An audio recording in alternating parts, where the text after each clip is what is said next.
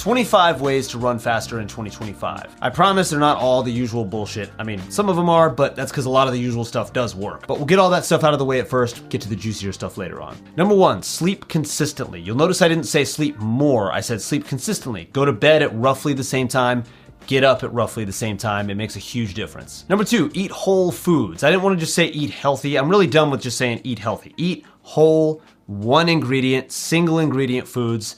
You really kind of can't go wrong if you just stick by that. Eat healthy, whole foods. Number 3, eat enough. I see way too many runners under fueling, having cortisol issues, recovery problems, injury issues because of it. Make sure you're eating enough to fuel all the training that you're doing and recover from it. Number 4, run slower. Do more of your running very, very slow. I see way too many people who think they're too cool to go run like 9-minute miles. Even the guys who are running really, really fast, if they're really jogging on a very easy day, they'll go run 9-minute pace.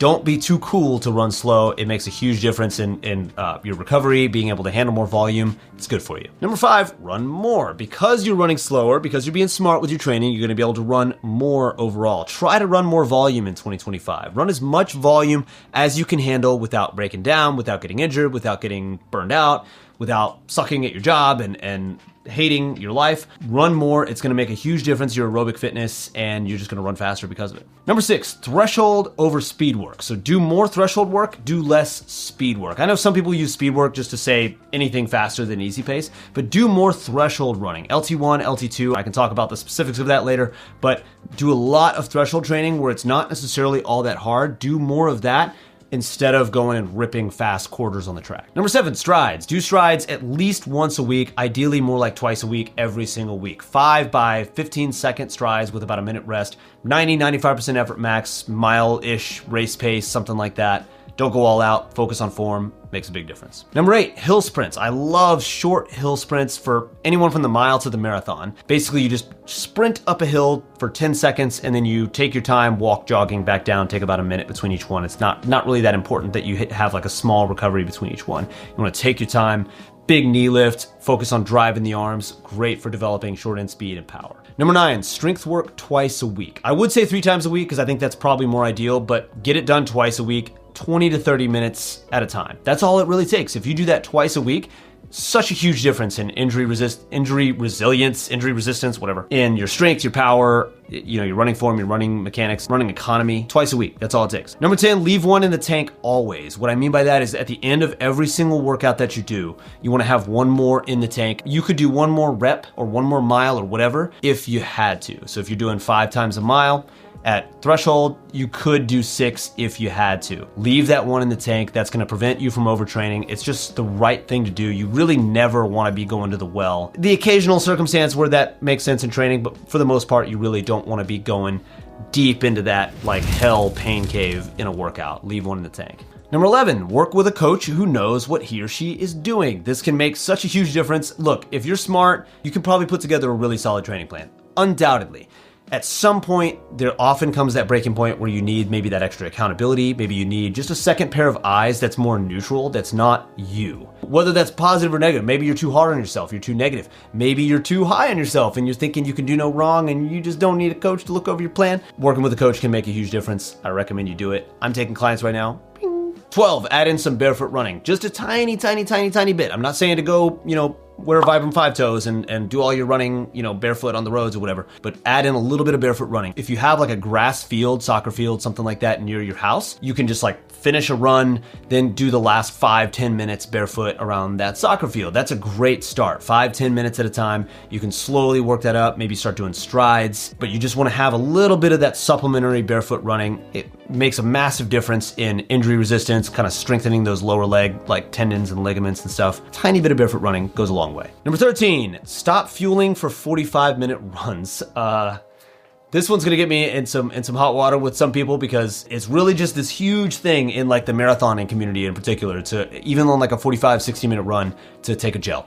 Don't do it. You really don't want to be doing that. You want to encourage some form of metabolic flexibility. You don't have to go do insane fasting or eat like an insane diet, but you want some level of metabolic flexibility. You don't want to be reliant on the high sugar gels all the time. Stop fueling 45-minute runs.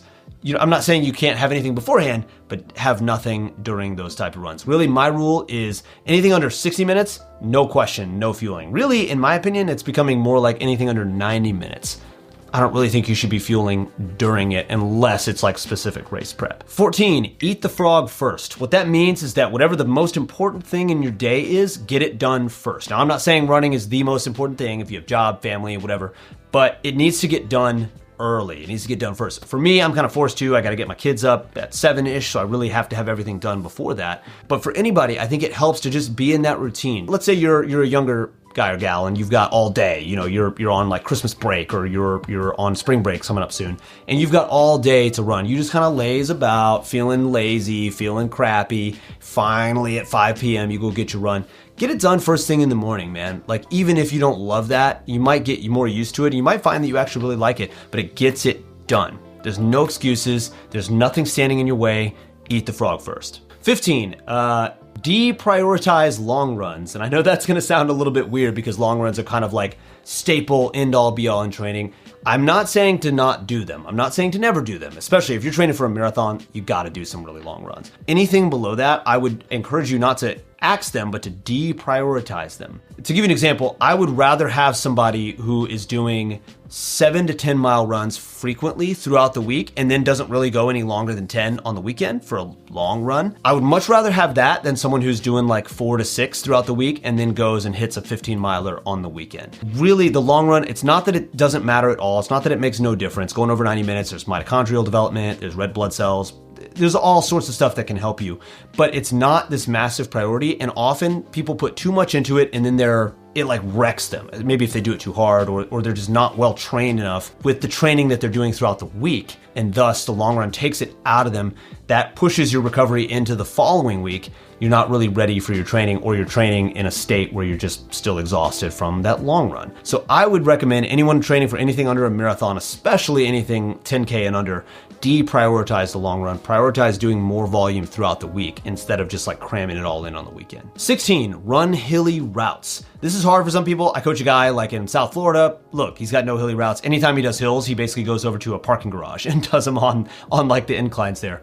But run hillier routes. Yes, doing specific hills. I talked about short hill sprints earlier. Those are tremendous. I'll have people do kind of Jakobingeritsen Norwegian style, like 30-second hill repeats, which are more of like a speed workout. But one of the best things you can do just for your overall strength, injury prevention, resilience, running form, recovery, and everything is to run hillier routes. Just find hillier routes and do those. Go slow while you're going up the hills. If you're just doing an easy day, trot, go super, super, super slow. Don't look at the pace on your watch. It might be telling you go in 12-minute pace. That's fine. Run hillier routes. You're going to benefit so much from it versus just everything being flat or everything being the treadmill. There's a lot of different adaptations that take place. So find some hillier routes and run them. 17, run on soft surfaces. Now, I'm not saying to go run soft surfaces every single day. If you're a trail runner or you just have access to like unbelievable trails, if you live in Flagstaff, sure, go run trails every single day. That's fine. But for most people, just try to get on trails maybe once or twice a week. Once a week even would be awesome to go find like a nice dirt trail, single track.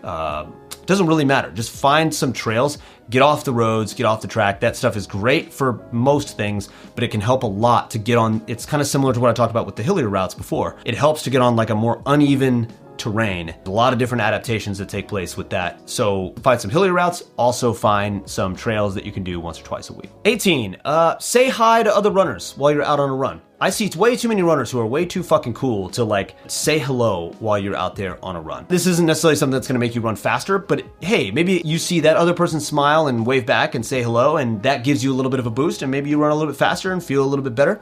But more importantly, I want the running community to be friendly and to like each other and to not be too cool to just give a quick wave, quick hello to other runners that you're passing. Do it every time. 19, prioritize internal recovery over external recovery. What I mean by that is internal recovery is stuff like nutrition, sleep, your kind of general lifestyle. External recovery is kind of like the cold plunges, the ice baths, the sauna, the stretching, all that stuff. That stuff can definitely help. I'm not saying that it cannot, but the internal stuff is like 95% of it. What you eat, how often you eat, how much you eat, your consistent sleep schedule, that stuff is gonna make such a massive difference. I see too many people focusing on like getting like a perfect stretch session or like within that 30-minute window, getting that protein, carb, recovery drink or whatever. What you eat and how you live on a day-to-day basis, week-to-week, month-to-month basis, that's gonna blow all that other stuff out of the water. Prioritize that internal recovery over the external recovery. Number 20, don't constantly try to ramp up your mileage or intensity. I know this goes kind of in the face of what I said earlier about run as much as you can handle, and I still maintain that, but don't constantly be trying to do more.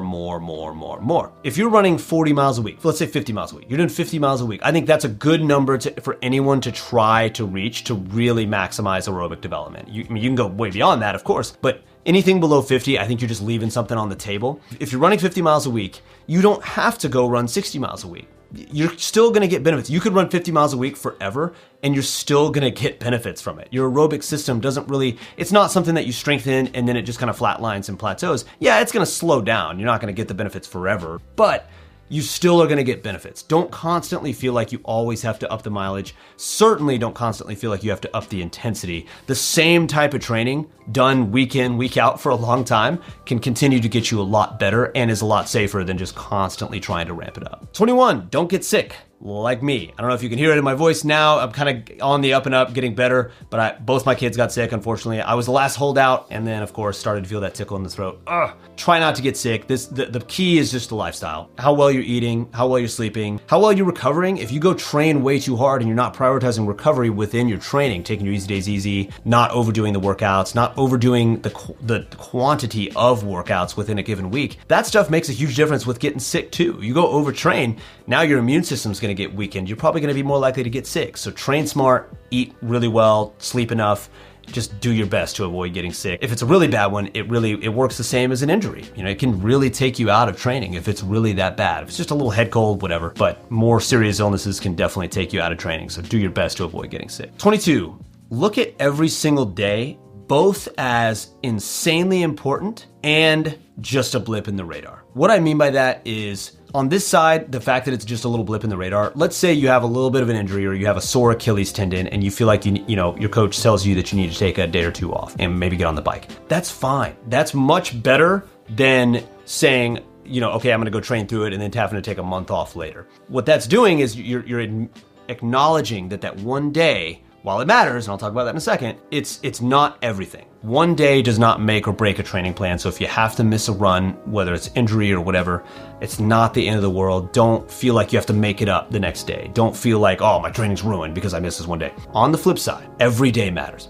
Every single day matters. That's kind of the mentality that you have to have. That doesn't mean to train through that injury like I talked about before. What it means instead is, hey, go get on the bike. I'm someone who, I really don't like cross training very much. I enjoy running. I'm back to running now. I love running. I don't love getting on the bike. It's not that I hate it, I just don't really love it.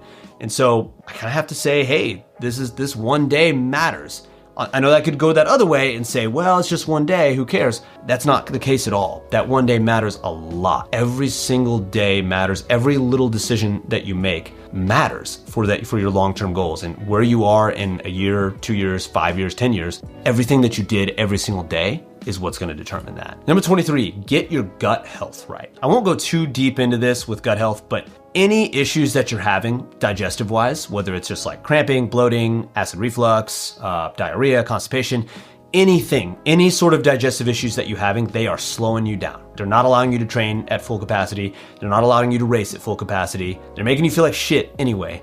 Get your gut health right. It's going to make you run faster, train harder. Do it. 24, reward yourself sometimes. So as serious as I'm being with all this stuff and as serious as I'm making running, ultimately, if you have a great performance, or even not even just a great performance, if you have a good workout or a good week of training, just a solid week of training where you got everything in, you got 100% of your miles, you did all your strength training, don't hesitate to reward yourself. I used to see videos, I love these videos of Galen Rupp, back when he was like setting American records on the track like crazy. He would eat Swedish fish after his races. And I never heard confirmation of this. I didn't talk to him or his coach about it, but I took it as, I think it was like a little bit of a reward. Maybe it was just an easy little sugar snack so that he could go do his little crazy post-race workouts. But I took it as almost like a little, Pavlov type reward for him after he ran this great race. Don't hesitate to reward yourself. Something I heard this a long time ago and I really loved it. This is for anybody 21 plus, of course. Going out for a couple of beers on a Friday night with your friends, sometimes that's better than tucking in at 9:45 p.m., and having that early night, getting that sleep. We are not robots. We're human beings, We have other needs other than just eat, sleep, move. We need certain things. We need conversation. We need social life. We need fun. We need all of that. Don't hesitate to reward yourself, especially if you just had a great training week or a great workout. Don't overdo it, of course. Like, yeah, I mean, we all know how 2 beers can become 10, but don't hesitate to reward yourself either. Damn it, I made 25. 25 was supposed to be have some fun, and I rolled 24 into it. 25 is have some fun. Go out for a couple beers, you youngins, whatever the hell you're drinking, kombucha or whatever. How do you do, fellow kids? What? I've seen a lot of that, like, on social media, where it's like, it's pretending that someone else is asking you, hey, where were you on Friday night? And instead of like at the bars or the clubs or whatever, you know, the person whose account it is like tucking into bed early, is like making the chamomile tea at night, is like sleeping in the morning, got the eye mask and stuff. That stuff is great. I respect the discipline. You know, you need some level of that discipline to hit any sort of fitness goals. That's just the reality. But as I just said, we're not robots. Sometimes we do need some fun. Social interaction is a good thing for us, especially in the running community. You know, I'll have athletes I coach where they'll go to a run club once a week where I know they're not going to do the workout that I prescribed. I know they're not necessarily going to do the training that I prescribed or maybe even that I want them doing. And yet I see the trade-off of they're going to this community, they're running with people, they're having fun, they're talking. To me, that's a worthwhile trade-off 99% of the time. So have some fun in 2025, run fast, have fun, and hope this was helpful.